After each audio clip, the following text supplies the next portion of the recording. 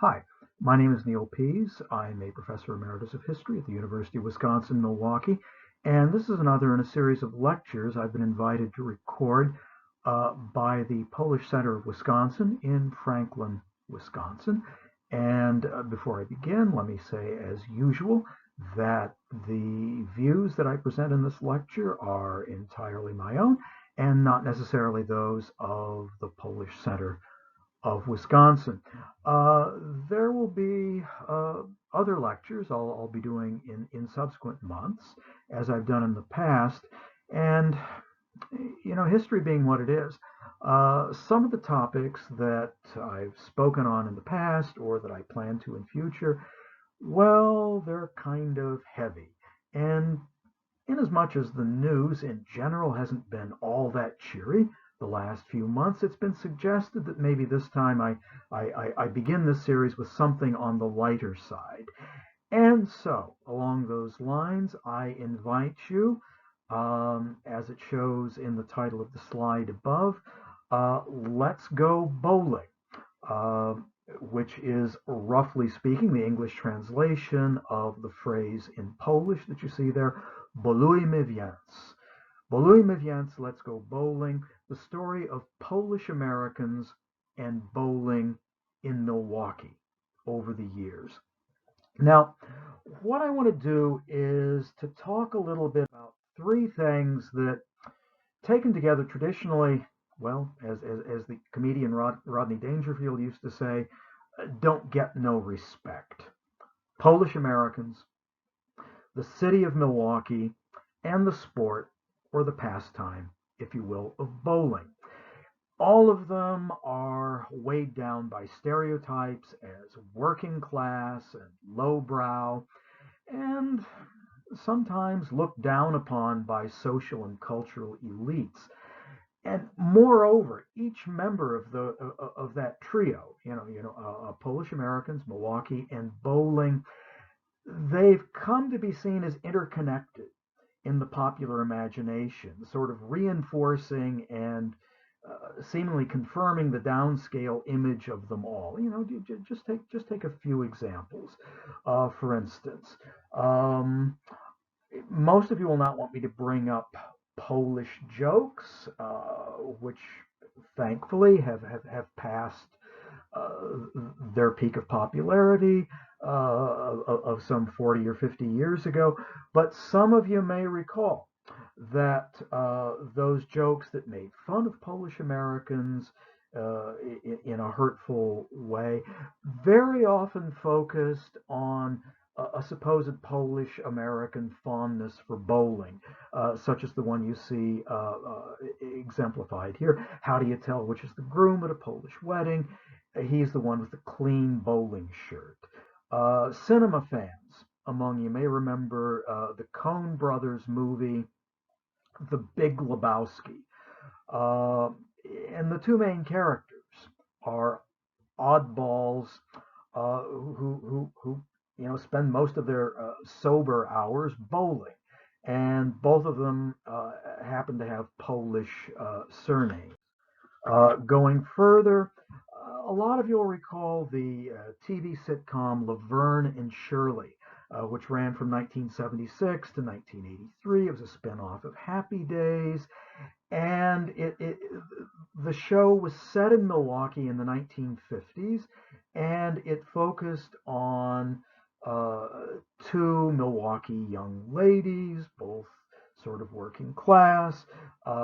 Their day jobs were working in a fictitious Milwaukee brewery, but in their leisure hours, very often, they would roll. They would go bowling with the Schatz Brewery team, or they'd spend time hanging out with their friends, including an amiable dimwit named, Lenny Koznowski, clearly showing his Polish ancestry. Now, okay, these are all stereotypes. And moreover, they're stereotypes taken from fiction. But hey, both stereotypes can have a large grain of truth in them. And we can sometimes find truth reflected in fiction as well. And these stereotypes do have a modicum of reality to them. After all, Milwaukee did gain fame as one of the great manufacturing centers of the United States. Polish immigrants and the following generations born on American soil did largely settle in Milwaukee and other places in the United States into a niche as a population of urban blue collar workers. And many of them worked in the factories of Milwaukee and lived in its working class Polish American neighborhoods. Bowling did come to be regarded, not inaccurately, as a favorite sport of the working classes. Milwaukee, in particular, gained recognition for several decades as the unquestioned leading hotbed of bowling in the United States. And Polish Americans in Milwaukee made up perhaps a majority of the clientele of the game that Americans came to know as bowling, but was known in Polish as Kręgle. For several decades, the Poles of Milwaukee looked to bowling as a source of recreation and fellowship, of bonding within the ethnic community, and so some of them hoped, as a means of winning approving recognition from outsider, non-Polish social betters who often looked down their noses at them. Now, why did these things happen? And why did they come together? And what can knowing about them tell us about the ways of life of the American Polonia during the first half of the 20th century, particularly in Milwaukee? Well, in the first place, let's look at the background of bowling. Games anticipating modern bowling, rolling balls to knock down pins, go way back. And in particular, they gained a following in North Central Europe, in the areas we now associate with Germany, modern Germany. And of course, as is well known, many Germans came as immigrants to the United States of America, and a great many of them settled in Wisconsin and in Milwaukee in particularly. And by the mid to later 19th century, Germans, whether German born or second generation, became the largest single ethnic element in Milwaukee. A majority of the population of Milwaukee by the end of the 19th century was German born, or the sons or daughters of German born. Milwaukee in particular came to be known as the most Germanic city in the United States, and Germanic culture, sausage, beer, all of that, German language press, came to typify Milwaukee, as indicated in what you can see in this slide. And this came to include bowling. Uh, the Germans brought bowling with them to the United States, and in particular in Milwaukee, bowling got started as a recreation centered in the beer gardens that were established by the big breweries in town, like Schlitz's or Pabst in particular, as you see here. Now, these were open air bowling locales. But before long, by the end of the 19th century, the first indoor bowling parlors began to be built in Milwaukee. And by the turn of the century and the first decade of the 20th century, largely through the efforts of local bowling booster A.L. Abe Langtry, Milwaukee had become established as the American bowling capital. There were never as many bowlers in terms of absolute numbers in Milwaukee as you've had in other larger cities, but as a percentage of the population, Milwaukee consistently had the largest number of bowlers on a percentage basis. So by the beginning of the 20th century, just to summarize this part, um, German immigrants come to the upper Midwest, in particular to Milwaukee. They bring bowling with them. And as a result of the concentration of uh, Germans and German immigrants in Milwaukee and their fondness for bowling, Milwaukee itself becomes established as the bowling capital of the United States by reputation. Now, um, one thing to note is that while you did have these larger bowling centers, the natural habitat of early bowling was to be found in the tavern or the saloon. And there were lots of them in Milwaukee. The saloon, the tavern, was ubiquitous. It was everywhere. There were about 2,000 taverns in Milwaukee. And legend has it, and the legend was largely true, that you could go to places, particularly in commercial neighborhoods, where you could have taverns on all four corners of an intersection. Well, a lot of barkeeps started installing bowling alleys. Generally two lanes like this, either in an ante room or in a basement, below stairs, below the bar. And why would they do this? Well, as an amusement for their customers, to attract customers and to keep them there, to entertain them, to encourage them to stick around, roll a game or two, and maybe order an extra drink or two or three or how many. So bowling in the first part of the 20th century was a game that was largely associated with taverns and saloons. Now, uh, what does this have to do with Polish Americans?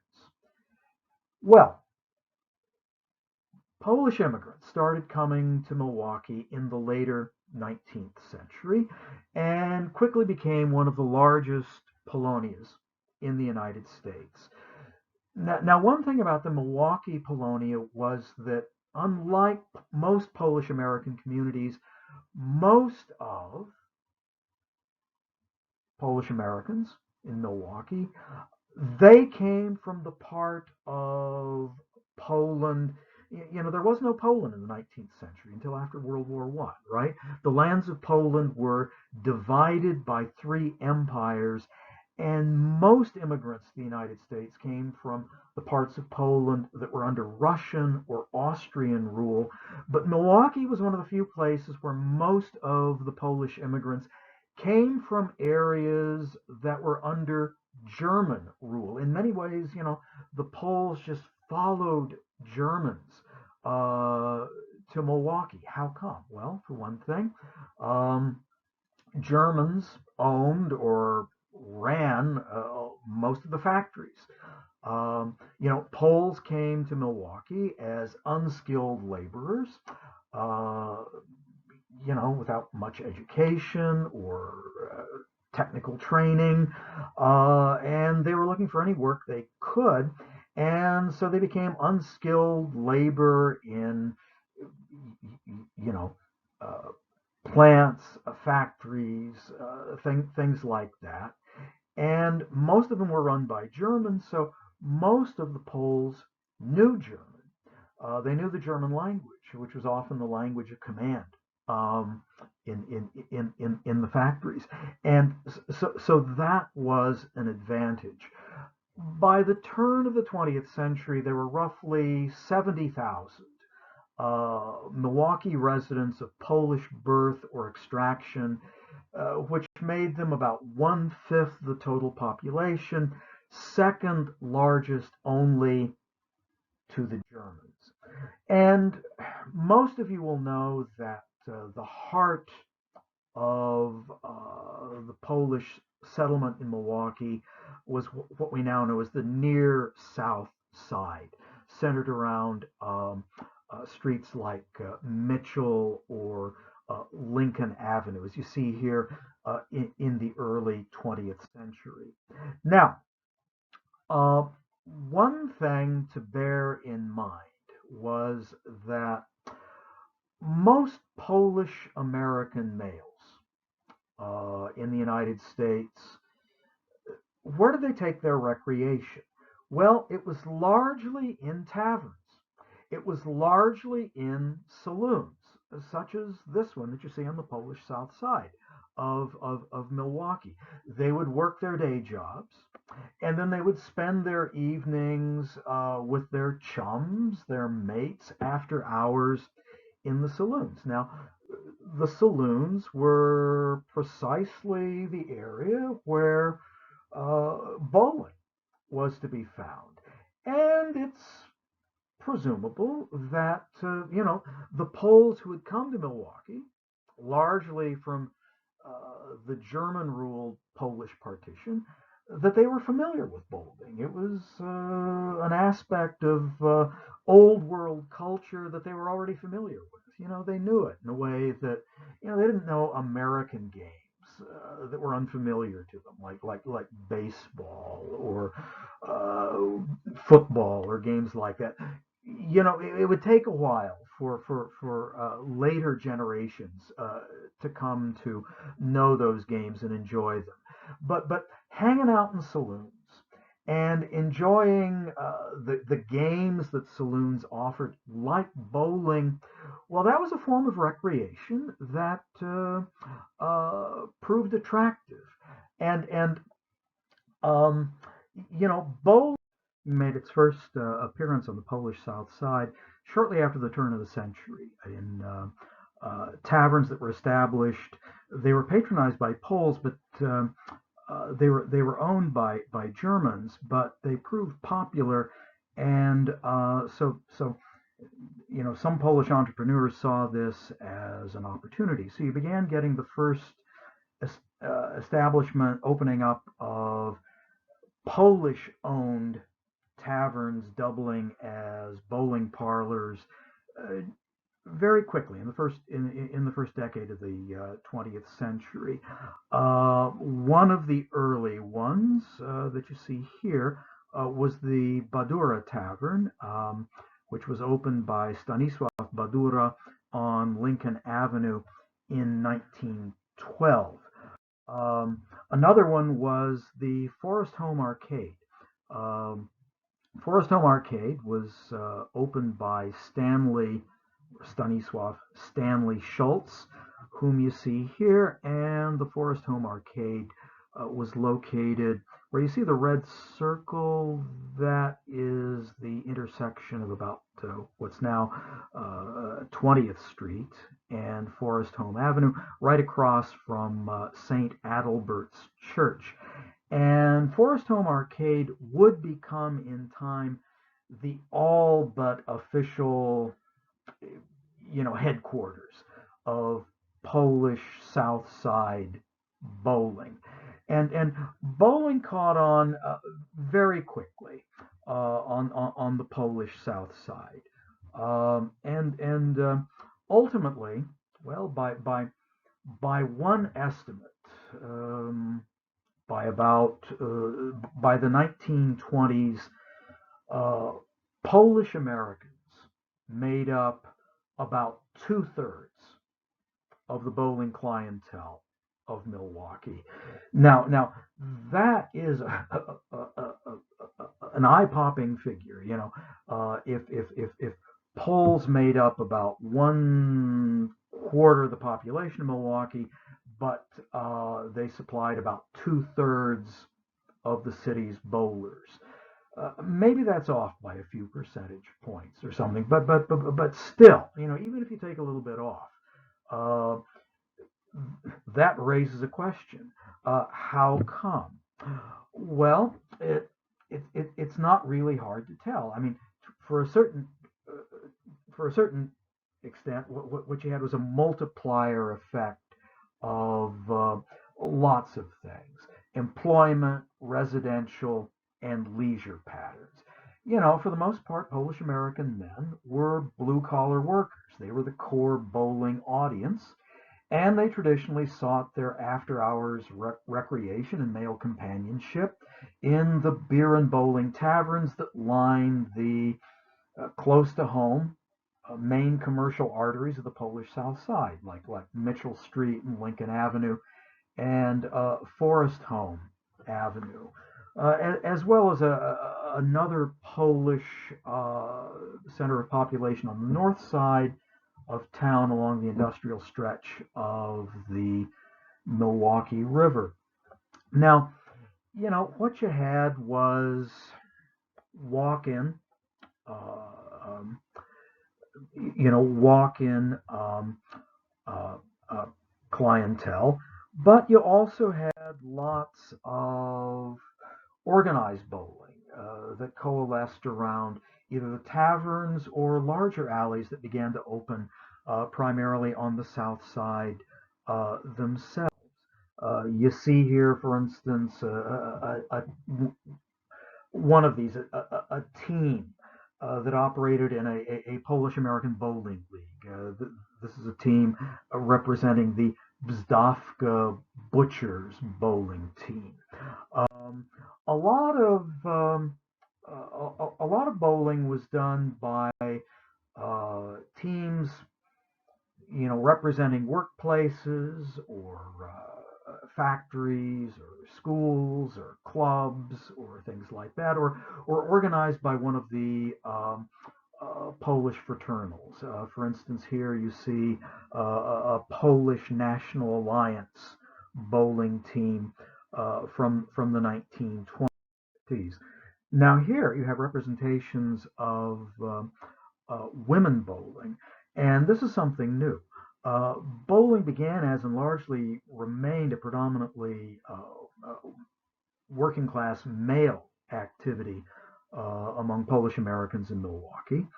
And in fact, women were generally either not welcome or they were simply repelled by the atmosphere of early bowling, which was largely centered in saloons at nighttime and was associated with rough male carousing. And women were supposed to stay home and take care of the family. Well, after a while, some proprietors recognized that there was a significant potential untapped market out there, and so they set aside special hours for ladies only bowling. And this would largely be during daylight hours, in the afternoons or the mornings when the men were at work. And, women would gather and they could bowl on their own. They could have female companionship uninterrupted. Uh, then, when the workday was done, the men would take over, the women would go home, and the evenings in the taverns with bowling would go back to being a male only activity. But women's bowling uh, became very popular. You see here a picture of a Polish National Alliance bowling league, and you also see a flyer for Polish Day at the Forest Home Arcade. And you can see that the big attraction is a prize of an electric waffle iron or an electric heater and the most popular Polish lady contest. Now, um, one of the main figures in Polish American bowling in Milwaukee in these times was the fellow you see circled in red at the top left, and that's John Schultz. Now, John Schultz was the son of Stanley Schultz, who had opened the Forest Home Arcade, and John Schultz succeeded his father as owner and operator of the Forest Home Arcade. He also became, for several years, a Milwaukee alderman and was a major figure in Polish American society. And John Schultz became one of the leading figures in. You see here another picture of Schultz, standing proudly with the bowling team that he sponsored. Now, Schultz also became one of the organizers of an organization founded in 1928 in Milwaukee called the Polish American Bowling Association. And this was an interesting initiative, and it began, as I said, in the late 1920s.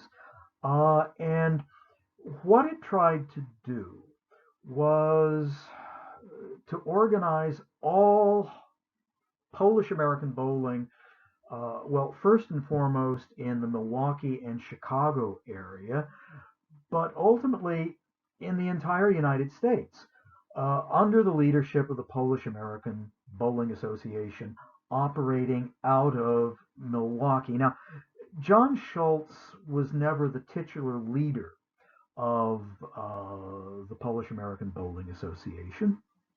Um, but nevertheless, you can tell from studying the records of PABA, which are held at in the archives of the University of Wisconsin Milwaukee libraries, that he was the most energetic figure behind it. For one thing, he still operated the Forest Home Arcade, and he made sure, we can tell, that it was the Forest Home Arcade that would be the main center of the Polish American Bowling Association. Any tournaments that would be sponsored by PABA, and all of the activities of the organization. Now, what was the aim of the Polish American Bowling Association? Well, that's kind of interesting. One thing was, Polish American bowling in Milwaukee was largely a blue collar activity. But if you take a look at the figures here who made up the leadership of PABA, they're lawyers, they're professionals, they are tavern owners like John Schultz, they're political figures like John Schultz. They're the cream of Polish American society in Milwaukee. And their motives, well, they had a genuine passion for bowling. They also saw bowling as a means of fostering ethnic solidarity among the Milwaukee Polonia. They saw bowling as an important aspect of everyday culture on the Polish South Side. And no doubt, they wanted to cement their own high status among local Poles by advancing the well-being of the sport they loved. It's also clear that what they wanted to do was to make plain that Polish Americans were the leaders in local bowling, and they hoped that their success in bowling would give them greater respect among Americans at large, who largely spent a lot of their time sort of looking down on Polish Americans as lowbrow, as working class. And so it's pretty clear from their promotional literature and their internal documents that they hope, look, if we can demonstrate that we form the leadership of this popular sport in Milwaukee and the United States, that will raise our status in Milwaukee and American society in general. So Polish American Bowling Association began vigorously sponsoring tournaments, in Milwaukee and in Chicago, and John Schultz made sure that the tournaments that were held in Milwaukee and the home base of PABA were held at the Forest Home Arcade.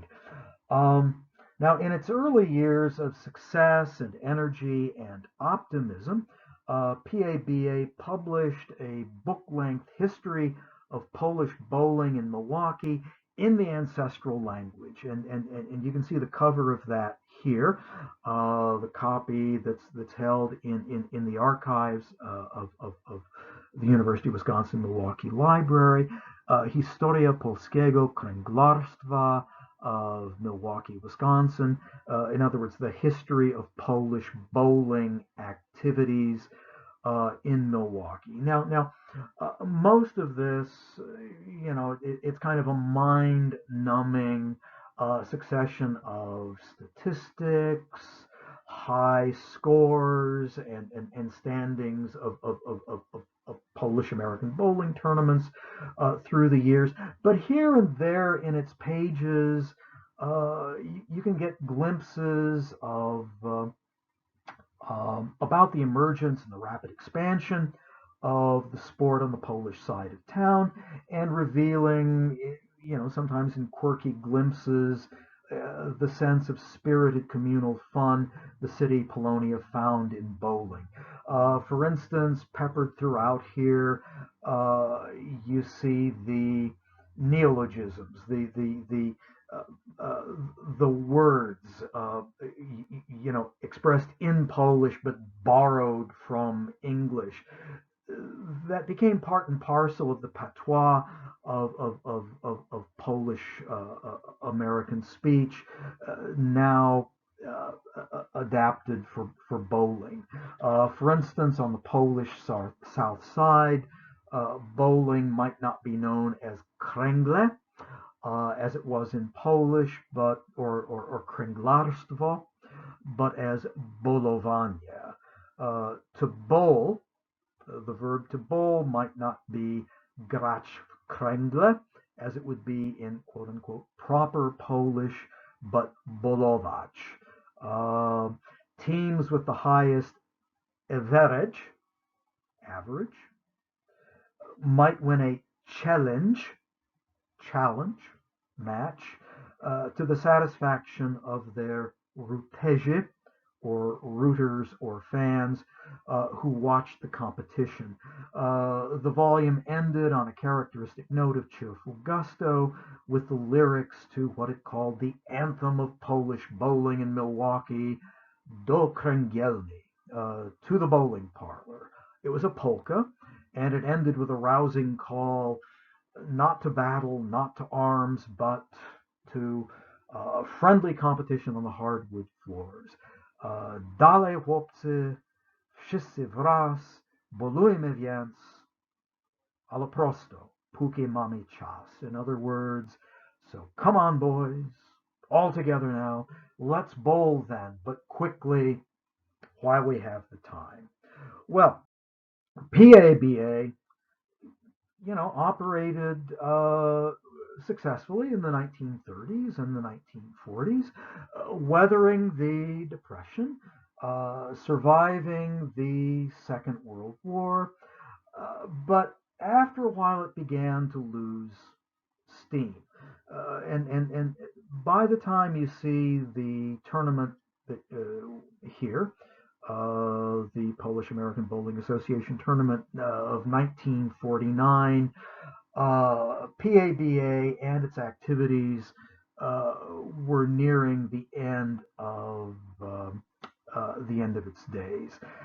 The association never managed to attract many bowlers from outside the city of Milwaukee and Chicago to its annual tournament, contrary to its original high hopes.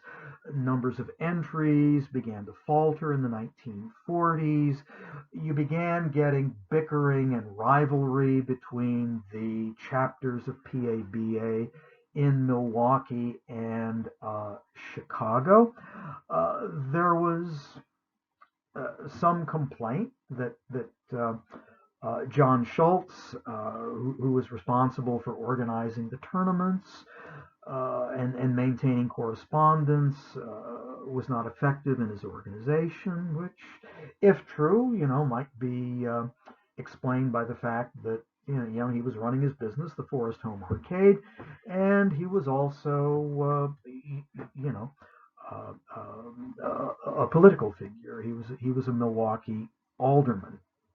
Um, but by the 1950s, one thing was that the bowling centers on the Polish south side of Milwaukee and the south side neighborhoods themselves were beginning to age and fall into disrepair.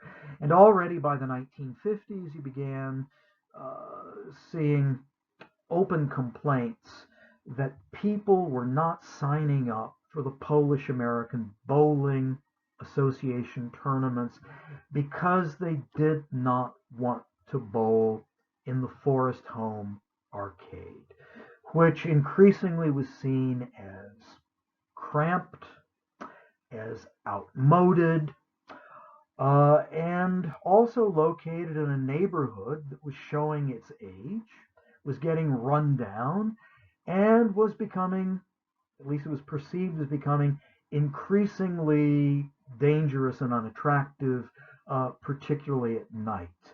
And this told a larger story about the aging and eventually the ending, both of the heyday of the Polish American neighborhood on the Milwaukee South Side and of bowling in the city of Milwaukee itself. Polish Americans began to move up in American society after World War II. They began going to college. They began getting white collar jobs. The sons and the grandsons of the original immigrants from Poland, they saw opportunities. They had the chance to move out of the crowded neighborhoods of the urban South Sides and into the greener, wider neighborhoods of the suburbs that were beginning to bloom on the outskirts of the city, to the southwest and west sides of Milwaukee. And bowling itself began to pull up stakes and move out of the city. Uh, After World War II, there was a shift in the American bowling culture, uh, and in Milwaukee as well. And it began moving out of the taverns of the city. And bowling began to move as well into the suburbs. And now you found bowling parlors, well, in shopping malls where there was ample parking, uh, where you know where there was lots of lighting. There was no fear of crime. There was no association with taverns or the type of people one associated with taverns. These became bowling centers, if you will, appealing to a middle class, less ethnic clientele. Um, so the deterioration and eventual demise of the Polish American Bowling Association and the Forest Home Arcade, well, they went hand in hand, reflected this approaching end of the vibrant bowling culture of the Milwaukee Polonia. Uh, by by the 1970s or so, uh, of the 200 bowling parlors that once flourished in Milwaukee, there were fewer than 20 that remained. The Forest Home Arcade itself, well, uh, John Schultz died in 1956. His son attempted to carry on as proprietor of the Forest Home Arcade and as head of the Polish American Bowling Association, but the PABA itself ran out of steam and disbanded in the early 1960s. The Schultz family sold the Forest Home Arcade in 1979, and it ceased to be a bowling parlor and ultimately became an establishment catering to the Spanish-speaking community that now had replaced the Poles as the dominant ethnic element in the near South Side, specializing in coming out parties for Hispanic 15-year-olds. And if you look carefully at the front door of El Gran Teocalli, you can see, etched in stone, the name of its former incarnation as the Forest Home Arcade. So anymore, there's really only a couple of remaining reminders still active of the heyday of Polish American bowling in Milwaukee. One of these is located on in River West, north of downtown, on Clark Street, and it's the Falcon Bowl, and you see it here. The Falcon Bowl originally opened in 1899 as one of the oldest bowling parlors in Milwaukee. It was originally known as Listwan's Alleys. And in 1945, it was bought by the Polish Falcons of America, Local Nest 725, and became the headquarters of the Falcons thereafter. And Falcon Bowl is still active, and it has lanes, as you see here, in the bottom of in the basement of the establishment.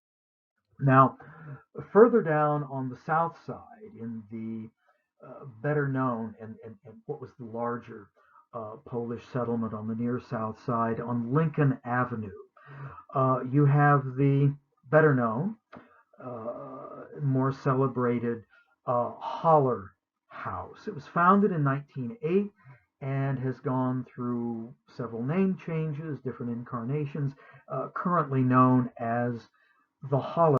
Now, the Holler House is located on Lincoln Avenue. It's located across from Forest Home Cemetery on 20th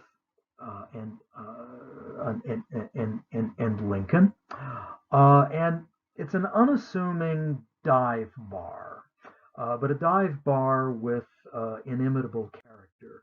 You walk inside, and probably the first thing that will catch your eyes is the distinctive decoration that hangs from the rafters. That is a collection of braziers left by female clients as a memento of their visit. And you can also see bric-a-brac, such as the Polish eagle that you see in the foreground, that recalls its days as one of the main watering holes of the Polish South Side in the early 20th century. But the Holler House is actually best known as the home of, as you see here, the oldest sanctioned bowling alleys in the entire United States. Now, what's a sanctioned bowling alley? These aren't the oldest still active lanes in the United States, but the oldest sanctioned lanes, meaning that they are officially recognized for competitive purposes uh, by the governing bowling authorities of the United States. And this gives the Holler House a special status in the world of bowling that has made it, uh, given it renown outside of Milwaukee itself. And here are the alleys themselves. There's two, as you see here. Um, you can see Polish eagles above the pin setters. And one thing about the Holler House is that it's one of the few remaining alleys that one can find that still operated with human pin setters, not the more modern mechanized pin setters. So you can't just walk into the Holler House and say you want to bowl. You've got to set it up in advance because the proprietors have to go out and find pin setters uh, who will work your games for you. Now, the Holler House was established in 1908, and you see here a picture of its founder, our founder, Nasz Założyciel, and his name was Mike Skowronski. And you can see here a picture of Mike Skowronski, who was known as Iron Mike. And you can also see on the right here a picture of Iron Mike on the stairs going down from the bar down to the lanes in the basement. He's serving drinks while his guests are posing for the picture.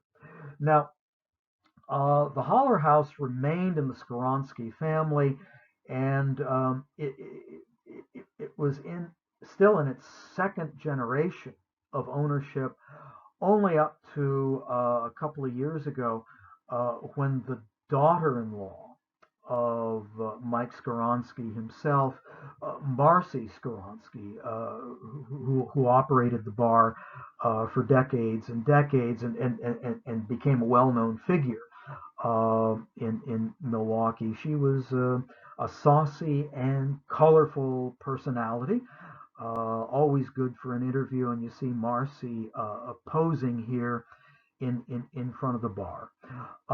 Anyway, the, the the bowling lanes themselves in the Holler House, they remained virtually unchanged from what they were back in Iron Mike's day.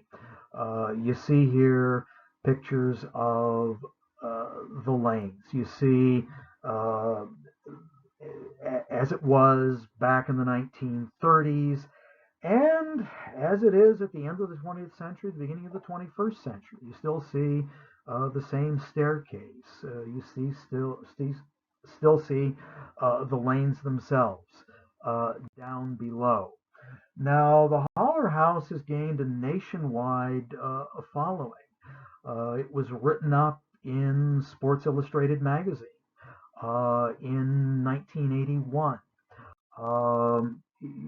It's been a site of pilgrimage by famous bowlers like Earl Anthony, who have come to visit one of the most storied vintage bowling parlors in the United States.